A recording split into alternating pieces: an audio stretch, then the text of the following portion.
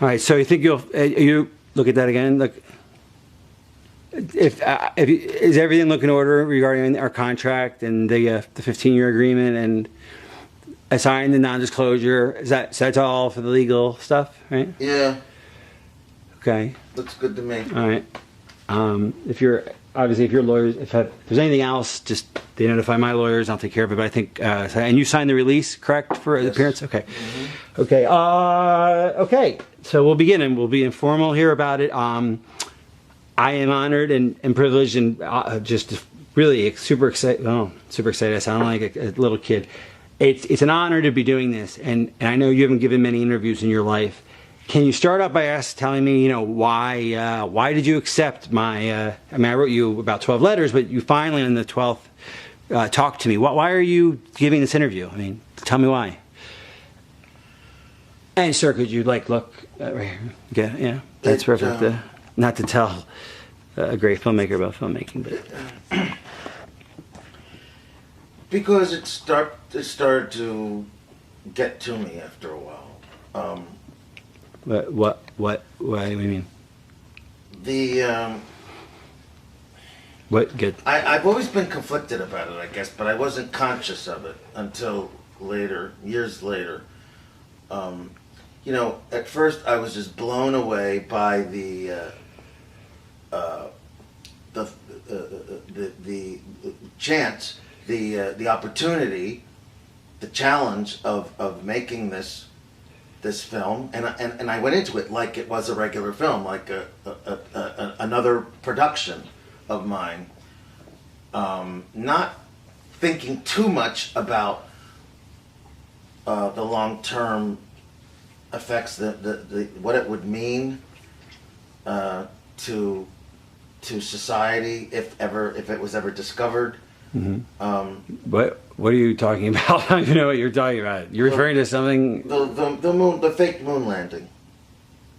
The rumor about the fake moon landing, you're saying is not a rumor or not is not an urban legend. You're saying it's true. Yes, I'm sorry. I thought you knew that. But no, I didn't. I mean, I've heard it like anyone else has heard it, but you. Okay. Yeah, it was fake. Wait, okay. And I thought, okay, I have written down, and I thought you agreed to talk about Barry Lyndon. You agreed to talk about The Killing, Clockwork Orange. I mean, we're going to cover all these films, and I hope we still can. But what you're telling me is this? Because I've never. I think it would make the news if you're telling me now for the first time. And why me? Why not CNN or? Well, the rumors were true. Okay. Okay, well, I obviously want to understand what the hell what you're talking about here. Okay, but why are you telling me? I'm a nobody. The moon landings were fake. Okay, and I want to hear what the hell. I'm sorry, what the hell you're saying. I don't know. Tell me how, what, when, where. I'd like to hear the story about this, but why are you telling me? And is that so? That's the 15-year thing. So that makes sense now. That's why I can't release this for 15 years. That makes total sense now. Yes. Okay. Because you have a super big secret that you're basically using me to conceal and then release like a time bomb. And my upcoming film, Eyes Wide Shut, is all about secrecy. It takes place in the sexual underground, but it's really about secrecy. Okay, well, before we even talk about the meta of secrecy, like what the F's are like. Wait. Start from the beginning here. Can you start from the beginning? Secrecy. Okay, but let's take us back to the beginning. We didn't land on the moon, you're saying, and you No, we didn't land on the moon. Okay, so I was born in 71. Nobody landed. I was born in 71. I didn't see that stuff anyway. So just how about you walk me through it? If you have, just indulge me here. We'll just do it quickly, or as quickly as we can. How did something like this start? Does someone do you apply to an ad to film the moon landings? No, like what? I was contacted by NASA. Okay, when, where, why? I mean, what happened? Before I started making 2001, so in the mid-'60s sometime. After Kennedy said his thing, you're saying? Well, considerably after then, yeah. And they had seen Dr. Strangelove, and I had originally requested use of the B-52 to film part of Dr. Strangelove, and they refused. But they were very impressed by the final. Great film. Great film. It's one of my personal favorites. Yes, they were very impressed by the look of it. They wouldn't let you use a B-52 that you asked for, right? You asked No, to they do would it. not. Why not? I mean, well then, so you had on Rocky. Was it Rocky? It's just force of habit. I think they're just very secretive. Okay, and Keeping in with the theme of. But yeah, even though they denied you there, you're saying, well, what? So when you're doing 2001, obviously that's the space movie. So you're saying when you're doing the space movie, they contacted you then? I mean, obviously there's a relationship between that. Yes, that's right. Okay, so what happened? And they were planning this fake moon landing. They wanted. But why did they have to fake it? Why? Because it is impossible to get to the moon. If you ask any scientist, we couldn't do it. Okay. There's the Van Allen belt, which is it's impossible to get past. Okay. If you think of our space program and how many trips we have made since the alleged moon landing, right? They stopped in 1972. What sense does that even make? That if we went there, 3 or 4 times between 69 and 72, and haven't gone since, nor has anyone else, not even the Russians. It's a little bit of a stretch of the imagination to think that we did. Why would we not go? Or no other country. Because it's impossible to go. The furthest anyone has ever been off this planet is about 400 miles. Wow. The moon is several hundred. It's a quarter million. Yes, miles away. It's just not possible. It wasn't possible in 1969, and it's not possible now. Oh, okay. So tell me a story. This is where you're going to tell the story of Nixon and his men coming to you and saying, Stanley, we tried our best, but Gus just died on the planet. We can't get those boys up there safely. You got to help us. You said no, and they kept pleading about that. Patriotism, Russia, the boys. We'll get there in a couple of years, funding, the shtick. And I decided, okay. And then you got the gift from God, a carte blanche filmmaking. So just tell that story now and try to give it details, little ones as they come up. Okay, boom. Now, so tell me, so you're saying it's impossible. Could you give me a list of reasons why it's impossible? Cut. I'm going to do a voiceover there, okay? Okay, so just so that, yeah, but I'm going to give you something, and you're going to be like, boom, and boom, and boom, and you're going to sound like you're an expert. So it's going to be cool. All right. So how about say this? I'll give you want a list? I'll give you a list. Number 1, and then I'll cut. So could you give me okay? You say we can't go to the moon. Can you tell me the reasons why? We don't. You must know the reasons why we didn't go to the moon. You're doing an intro for me for the voiceover. Oh, you want reasons? I got about 100 fucking reasons, and then cut. I'm going to do a voiceover. Got it? You're not going to do the list. You don't know the list. But you're going to intro me. Oh, wait. So you say we can't go to the moon. Oh, what are the reasons? Are there some facts? You want reasons? I'll give you reasons. Yeah, how much time do you have? Okay, just begin then. Start. Cut. Okay. All right. So you're right. That sounds like okay. Let's just say for argument's sake, those reasons actually sound quite compelling for us. Not only not having gone to the moon, but probably not even getting there anytime soon. But forget that for a second. What happened? Who approached you? Who was behind it, and what did they do to get? Did you say yes right away? Nixon what himself. happened? Well, I had actually talked a little bit to LBJ before, but it was mainly Nixon. He had just become president. He was elected in late 68, 69. He took office, and it's no secret that NASA always wanted to fulfill this Kennedy prophecy that we would get to the moon by the end of the decade. Well, time was running out. It was 1969, and but you met Nixon in 68-ish, and he said, "We have a problem, Stanley. We can't get those boys up there." Tell me that story. Right. Okay, try again. So you met with Nixon. There was a if you might remember, there was a launch pad accident in 67 which killed. Tom, you're going to tell me a story.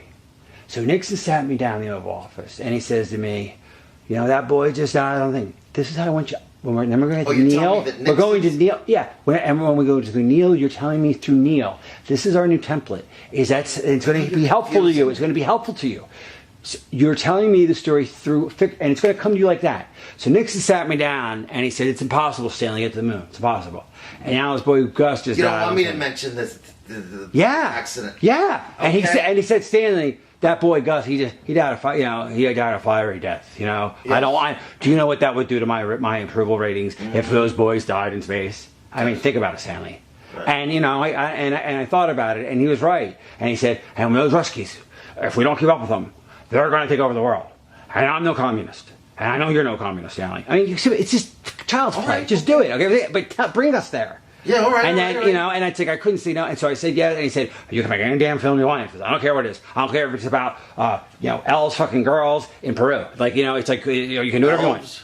L's fucking girls in Fucking Peru. girls in Peru. I don't care if that, we'll get it out there, hundreds of millions of dollars. Okay. Just see and just tell a story. Peruvian elves. It's just saying, do your shtick. Do a shtick. Get in the fact that you're writing this time, and not everything's got to be drab. It can be funny in a very subtle way. So you meet with Nixon, and what happened? Yeah, I met with Nixon. And let me start you off. Pat was the first person I saw. I think she was high. No, Betty Ford. That was Betty Ford. Sorry, Betty Ford was. Pat too. Actually. Oh, Pat, you're right. So she was drunk off, but then I went and saw Nixon, and he had just played golf. Like, start with details. It's so easy. Pat was Okay, so right, so you met Nixon. You went to the White House. I met Pat actually first. I think she was on painkillers or something. She never said much, so it was nothing worth repeating. But when I met with Nixon, boy, that was an experience. They just shuttled you in privately because obviously they couldn't have you. No one could know you were meeting with them. Yeah, he had his shoes off, which, and he could smell his feet, so it was just really kind of amazing. It was not anything I could have predicted. So it was a casual encounter. Okay, it was in the Oval Office. Yeah, in the Oval Office, yes. And but it's funny, it's an Oval Office because the walls seem to be closing in anyway. But anyway, there we were, and he was, like he was, expressing how desperate he was to go to the moon. What'd he say? Literally go to the moon. What'd he say? But to have people think we were going to the moon, he was worried about his own perception because he just became president, and his. So what did he say? He said that after all there had been an accident. You're telling it in the third person. You don't have to imitate him, but you go, "You're doing good. I'm not You're doing." I know. No, listen. I know that you're doing good. You say you have to. This is how you tell the story. Okay. And he said. So I walked in and he said, "Sorry, took off the shoes. I was just playing golf." Okay, you have to do the voice. I'm doing the voice. You don't have to do the voice if you don't want. He said, "I was just playing golf," and he sat me down and he says to me, and that's the story template. Is that it's always what he said. Okay. And then I said to him, "You know what? It's going to be really hard to fool that." But then he said, and that's the thing. That's how we're going to do it the whole night. Neil said, and then I said to Neil, "Well, don't worry." Neil's there too? No, this is later. This is later. I'll give you a template. It's always, that's the storytelling method. Okay. So we're not saying third person. He said, so Nixon says to me, and I remember, he just stared in his scotch as he said this. He said, fact, whatever it is. That's the perfect way to deliver this. Got it? Mm-hmm. It's okay. So you in the Oval Office, and what happened? And you're doing good. Yeah, okay, so Nixon sat me down. First, he complimented me on 2001, which was nice to hear. And he said, speaking of space, going to the moon, he told me about the plan. He didn't. Yeah. So he says to me, you don't say he said anything. You say what he says, okay? That's all, Tom. I'm just giving you a direction. Wait, you want me everything about I walked in and he said it as him, or do you want? You don't have to imitate him, but you have to say. He says, "Stanley, we've worked on this moon program." You're not saying what he said. You're not reporting it. You're repeating it. I'm saying it as Nixon. You're repeating it in a storytelling way. All right. So I go to this floor, and she goes, "Listen, I don't do it." All right. That's the mood. All right. Okay. It's not like so. This horse said, "No." It'd be like you're like you don't have to imitate him if you don't feel comfortable. You just say, "Stanley, whatever he says." That's how we get the information. We're doing exposition here. That's the way we're going to sneak it in. Okay. So we're there. You're at this Oval Office, and what happened? Yeah, he sat me down, complimented me in 2001, and then he said, You're doing it right. You're doing it kind of academically. Enjoy the story. You're spinning a yarn here. Right. So you go in there. They offer you a drink, and tell me, set the stage. Yeah, and he was already drinking, so I decided to join him. I don't remember what I had because I drink almost anything. He was drinking Dewar's, I think, which, I mean, if you're going to drink Scotch, okay, but Dewar's, I don't know. Anyway, he complimented me on 2001, and then he said, speaking of space, you know about President Kennedy's prediction of going to the moon by the end of the decade. Well, it was almost like a mandate. Like he sort of like, threw the gauntlet down. And he said, well, time is running out, and we want to do that, but we can't. It's impossible. We tried. We've been testing this for years. As you may have heard, there was a launch pad accident in 1967 in which the famous Gus Grissom was killed and 2 other astronauts. Gus was a good guy, but anyway, and it can't be done. We talked to every scientist imaginable. It just cannot be done. But after seeing your film, I am convinced, and the gentlemen at NASA are also convinced, that you can help us make people believe that we have been to the moon and back. And you must have been startled at that moment. Okay. Actually, a little bit, but I also knew where this was going, and I thought, what a trip. What a trip this is for me, as an artist. Okay, you were still young and wide-eyed. I couldn't help it. Okay. It's part of being, it's like the, it's the DNA or something of an artist. Like your adrenaline got going. Yes. Your juice is flowing. Okay. Yeah. Go on. And I was excited. All right, He go didn't on. even have to finish, but he did. And explained to me that he wanted me to film a fake landing with fake astronauts. Well, not real astronauts, but faking the exploration of space. Because they just knew they couldn't get there. Because there was just no way we could get there. And the political, I mean, they'd spent all that money, I guess. And Yes. There was a political brinksmanship going on. Of course, Nixon wanted to make a big splash. It was early in his presidency. Yeah, And, that would have made him look really like a failure. He wanted to. Okay. Yeah, he wanted his approval points up, and he thought nothing could do it better than this, to fulfill this dream that America has had as a country since the Kennedy years. Okay, so you're saying the motivation was PR. PR, absolutely, plain and simple, Okay. PR. All right. And the geopolitical chess match between Russia that was going on, it would have weakened Yes. their position, so to speak. Yes. And I guess That money. was background. That was great background for the story. Yes. But it was also, it must have been about Because everything there was was about still money. though. a red fear, a communist fear among the people. Right. Sure, that was right. You're kind of yeah. Sure. I mean, missile crisis and all that. Okay. But it's also really about like anything else about money. I mean, they'd spent the equivalent of $1 billion, almost $1 trillion of our dollars now on this program. Yes. In addition to being that must have- impossible and unsafe, it was also terribly expensive. But no, what that's I'm saying the is thing that that it was so expensive that to fail would not, quote unquote, not be an option. In other words, at a certain point, you spend so much taxpayer money. My question I'm asking is Nixon motivated, whoever these men that decided this to perpetrate this fraud, was it the money? In other words, if you can't go to or maybe you can, I don't know. Can you go to the American people after spending $1 trillion and say, we've got nothing to show for it? No. So Obviously. But I'm saying is how much of that was the motivation? Of course, that was a huge part of it. A huge part of it. It's the part, really. Again, so many people, and the funding would have dried up. You have to go with that because that's going to be the whole Neil thing. That's why Neil goes along with it, because so Neil doesn't want the program to die. Right. Okay. So it's the money. It's the Yes. right. It's the PR politics. It's Russia, and it's the money. Okay. Yes. So it's balls and so it's already. So what did Nixon say at the very end? He looked me in the eye. Give me the clothes. Okay. So and give me some color, like some things okay. happening. So, he sat down and he sighed, looked into the fireplace. Give me some details. All right. All right. So he said all that, and then what? I think this was hard for him to get out. This next part. But he said the NASA's funds are just drying up.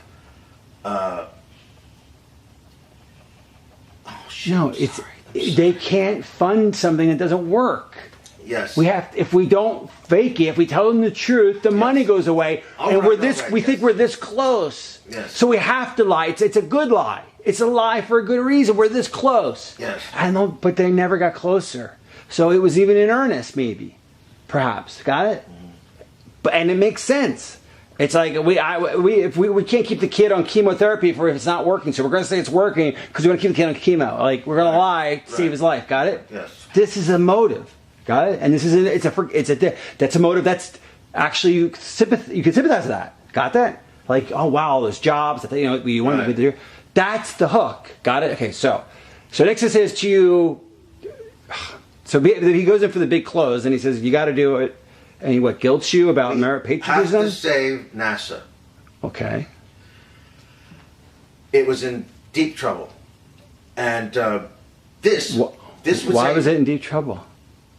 Just spent so damn much money, billions and billions of dollars. This would save them. This great PR would save them. It's the reverse. It would destroy them if the truth came out. They weren't a damaged agency. They were the hottest agency in the world, Tom. If the truth came out, no. I said, if the truth comes out, NASA is destroyed overnight. The program's destroyed overnight. All right. They weren't a hurting agency. They were the hottest thing in the news. They were the darlings of everyone. But then they realized they couldn't go. Tell the truth and become the stepchild, the redheaded stepchild, and lose the money, or lie, and then we'll get there in 73. So keep it going. That was the kicking can down the road rationalization they made. All right. It's simple though. Okay, ready? So Nixon. If you keep making it up, I'm not making it up. It's the plausible reason. All right, Tim. It's not even. I'm not making it up. Why would you lie about this, Tom? Why? To keep the funding to keep the program going, so you can get there. But it never happened because it was insurmountable. All right. That's it. Okay. So I'm not making anything up. Okay. PR with the Russians. We don't want to kill those boys. It's unsafe. And the money. We couldn't. So Nixon says what? Give me some details. Give me some details. He sat down. We couldn't just tell people the truth. Let's start with them. The big finish. So Nixon sat down. Give me some color. Tell a story. Go back to the beginning? No. All right. Keep color. So Nixon at this point, I think, like you said, it was hard for him to say this next part. He sat down. He looked at his scotch. Looked into the fireplace for a minute, took a breath, drank the scotch, and then he said, Stanley, and you gotta give me more Stanley. Yeah, it was. Gotta give me more Stanley. No, take a pause and begin the scene.